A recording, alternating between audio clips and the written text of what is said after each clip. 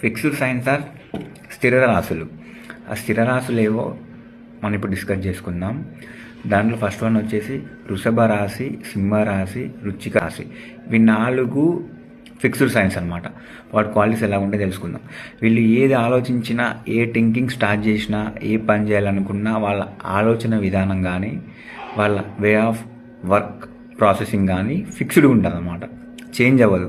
వీళ్ళు తీసుకున్న డెసిషన్, వీళ్ళు తీసుకున్న మాట మీద, ఉన్న విధానం మీద విస్టాండ్ అయి ఉంటారు అనమాట. ఎక్కువ చేంజ్ చేయరు, ఫిక్స్డ్ ఉంటాయి. వీళ్ళ ఏదైనా క్యాలిక్యులేషన్స్ కానీ అయినా స్టేబుల్గా ఫిక్స్డ్గా ఉంటాయి అన్నమాట.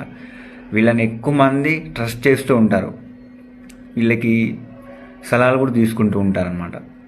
వీళ్ళు ఏ దేంట్లో అయినా బాగా రాణిస్తూ ఉంటారు, సెట్ అయిపోతూ ఉంటాయి అన్నమాట. ఎందుకంటే ఫిక్స్డ్గా ఉంటాయి కాబట్టి వీళ్ళ ఆలోచన విధానం కానీ, వీళ్ళు చేసే విధానం కానీ, మాట్లాడే విధానం కానీ ఏదైనా ఆలోచించి మాట్లాడతారు. కొద్ది కోపం కూడా వీళ్ళకి అప్పుడప్పుడు ఎక్కువ వస్తూ ఉంటుంది. ఆ కోపాన్ని కూడా కొద్దిగా సరి చేసుకుంటూ ఉంటే సెట్ అయిపోతుంది. మిగతా అంతా సెట్. Okay, thank you.